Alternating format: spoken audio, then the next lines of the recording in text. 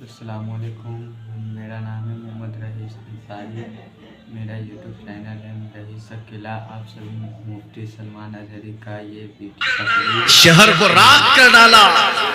لیکن میرے عزیزوں، میری اس گفتگو کو یاد رکھنا، چند دن آئیں گے پھر دیکھنا آپ انہی غزہ کے بچوں کے ہاتھوں میں پرچم اسلام لہراتا ہوا دیکھیں گا، اور ان ظالموں کے آنکھوں سے آنکھیں ملا کر بات کرنے والے جوانوں کو پوری دنیا آلوچنا کر رہی ہے، تنقید کر رہی ہے، یہ بچوں کے قاتل ہیں۔ ایک نکتے کی بات عرض کر رہا ہوں، ہاسپٹل پر بم گرا دیتے ہیں۔ آپ کو پتہ ہے فلسطین میں ابھی تقریباً 8000 بچے مارے گئے، جن کی عمر 6 مہینے، سال بھر، 2 سال، 4 سال، 5 سال۔ بچوں کو کوئی بھی نظام سے تعلق رکھنے والا ہو، رحم کی نظر سے دیکھتا، کسی بھی دھرم والا ہو، لیکن یہ ظالم کیوں بچوں کو مار رہے ہیں پتہ ہے؟ وجہ صرف یہ ہے، وہ خوف ستا رہا ہے جو اقبال نے 100 سال پہلے کہا تھا، سنا ہے قدسیوں سے میں نے کہ وہ شیر پھر ہوشیار ہوگا۔ اقبال نے کہا تھا، سنا ہے قدسیوں سے میں نے کہ وہ شیر پھر ہوشیار ہوگا۔ کون سا شیر؟ نکل کر کے صحرا سے جس نے الٹ دیا تھا تخت روما، وہ شیر پھر ہوشیار ہوگا۔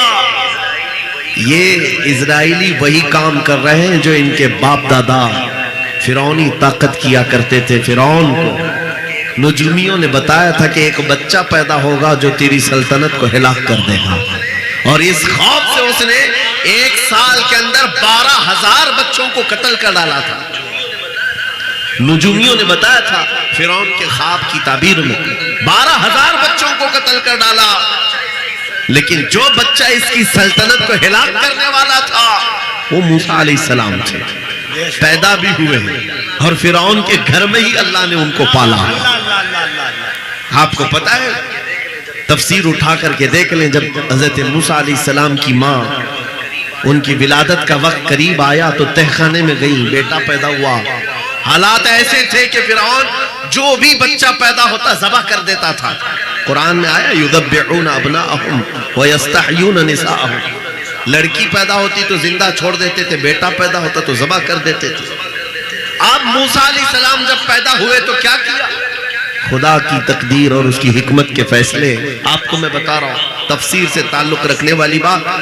اللہ تعالیٰ نے موسیٰ علیہ السلام کی ماں کے دل میں یہ بات ڈالا کہ ایک لکڑی کے صندوق میں ان کو رکھ کر کے دریا میں بہا دو، وَرَبَطْنَا عَلَىٰ قُلُوبِهِمْ، اللہ تعالیٰ فرماتا ہے کہ ہم نے ان کے دل کو باندھ دیا، مضبوط کیا۔ کس کو؟ حضرت موسیٰ کی ماں کو۔ انہوں نے ایک صندوق میں موسیٰ علیہ السلام کو رکھا اور دریا میں بہا دیا۔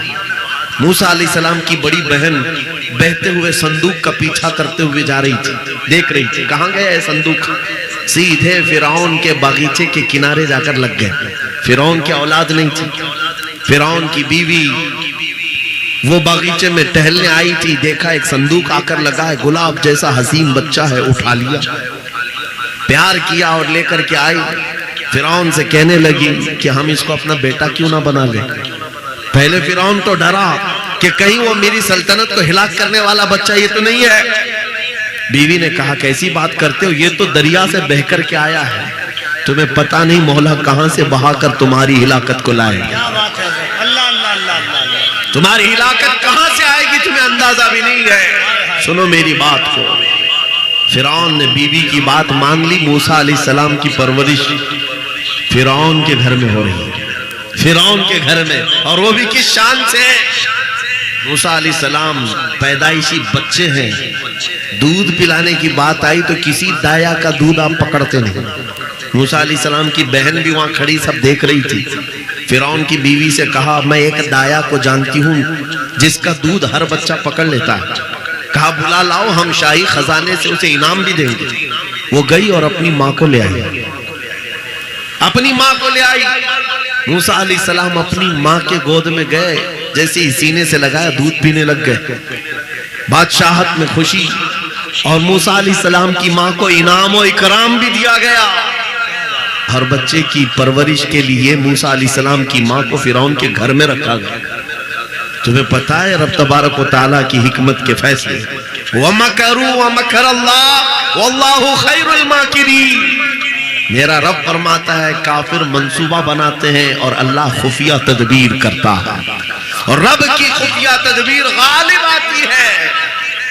موسیٰ علیہ السلام جوان ہوئے فرعون کے گھر میں، فرعون کے گھر میں جوان ہوئے. اس کے بعد پھر آپ نے جب اپنی نبوت کے بعد دعوت حق پیش کی تو فرعون جانی دشمن ہوا. اس کے بعد جو حالات ہوئے آپ کو پتا ہے. فرعون موسیٰ علیہ السلام کو مارنے کے لیے پوری فوج لے کر پیچھے نکلا. موسیٰ علیہ السلام سمندر میں چل کر کے آگے گئے، راستے آپ کے لیے کھل گئے. فرعون بھی اسی راستے پر آیا. اللہ فرماتا ہے کہ ہم نے سمندروں کو ملا دیا، غرق کر دیا فرعون کو. ایک چھوٹی سی تاریخ میں آپ کو بتا رہا ہوں، 12,000 بچوں کا قتل کیا اس ڈر سے کہ مجھے ہلاک کرنے والا بچہ نہ پیدا ہو.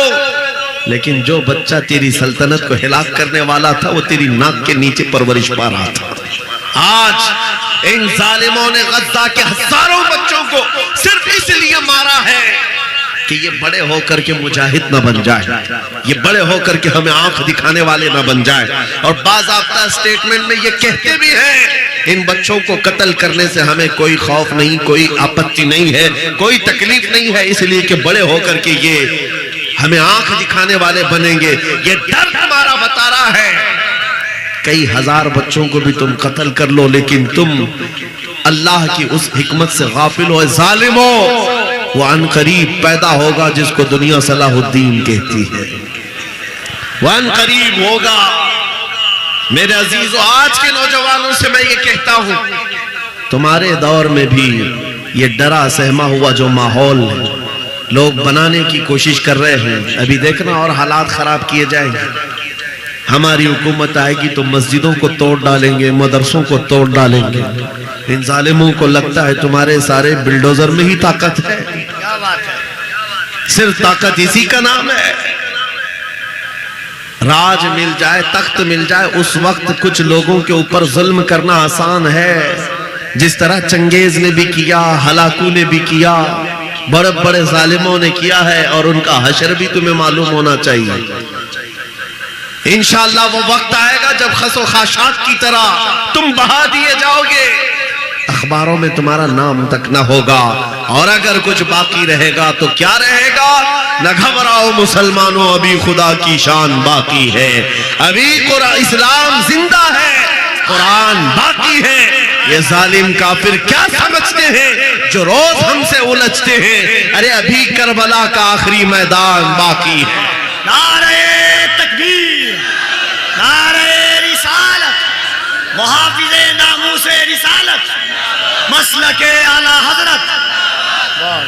نوجوانوں، اس یقین کے ساتھ اور ایمان کے ساتھ اپنی زندگی کو آگے بڑھاؤ. خدا را میں تم سے کہتا ہوں اگلے دنوں کے بعد جب تمہارے امتحان کا وقت آئے گا، ہر استاد اپنے بچے کو امتحان کی تیاری کرا رہا ہوتا ہے.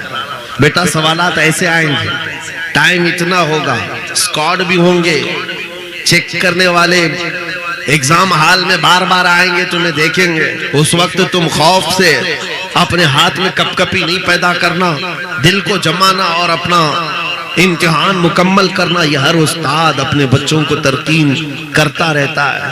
عزیزان گرامی وقار، اس منبر نور سے میں آپ کو اس بات کی تلقین کر کے جاتا ہوں امتحان کی گھڑی ان قریب آنے والی ہے، آپ کے ساتھ بھی. اور جو امتحان